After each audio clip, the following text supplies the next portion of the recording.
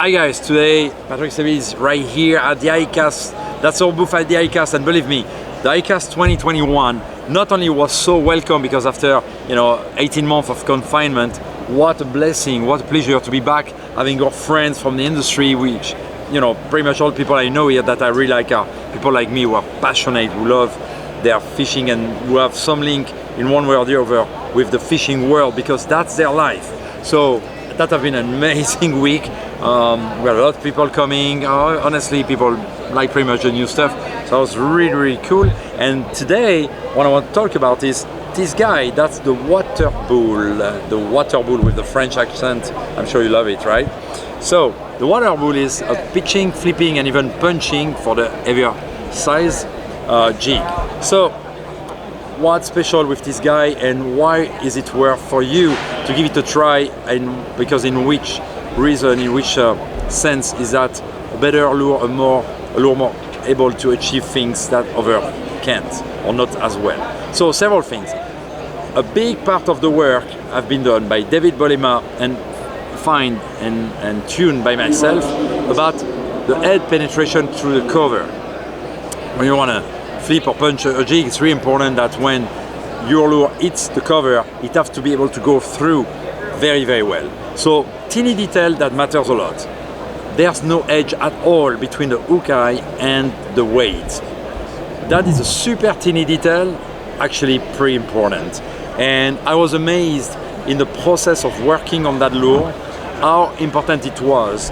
And we went through 5 or 6 generations of prototypes because first the eye was more outside, like basically all the jigs you can think of, and definitely the one that was going through the cover by far the best was the one where it's totally smooth, you don't even feel any little gap or hole or cut or whatever.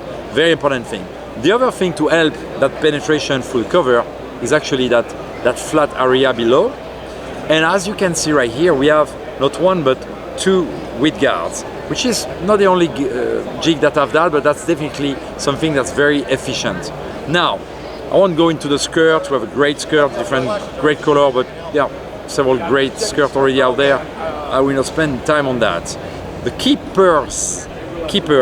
Well, 2 things. We have a keeper, that's a wire keeper for regular soft plastic, but also, for those of you who know my Hyperlastic brand, we have a keeper that's part of the weight, part of the metal part. So that is made to fit when you want to use, for example, the worm spin, the worm stick, a dart spin, also because we have the hole underneath the sheen of those soft plastic, so they can fit here, including if you want to remove the skirt, whether that's because you got some boffin and they destroy the skirt, or you just want to use the jig head alone with one of the soft plastics.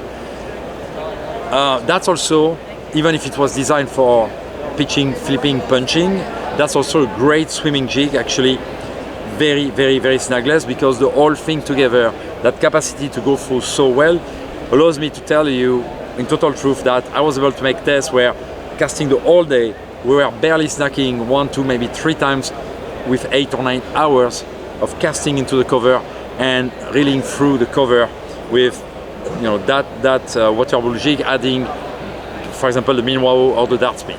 And the last thing, but surely not the least, my hook. So I'm not sure many of you knows my hook, probably not, but I'm gonna go through. That's a design I came with when I was 16. Does it matter? Probably not. But actually, when I came with that design, the idea was, I realized there was something a little bit wrong in a conventional J-hook shape, because 2 things. First, leverage. The hook point being here, a J-hook shape, the bend is behind and goes back here. So in fact you have a leverage because the fish lip is right here when you fight them, and little by little the hook is likely to open, especially if you have a big fish or when you do punching and you use heavy braid and you keep pulling hard the fish through the cover. Well, the jigs hooks tend to open little by little. So I have that idea when I was 16 in the middle of classroom, actually, that by inversing the curve will give me less leverage here. That means less risk for my hook, basically to open and to make me lose my fish. That was the first and very important thing. But the second thing is not least important.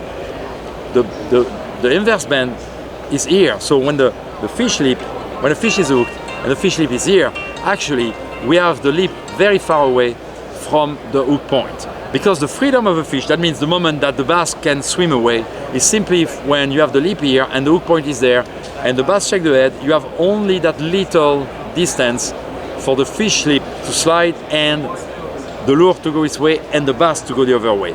Here we have literally twice the distance. So when the bass is fighting, shaking the head, is much less likely to be able to spit the lure thanks to my hook. That's why the overall thing, having 3/8, half, 3/4 and 1 ounce, give you a great range of Waterbull to cover most situations and to be extremely successful using this lure.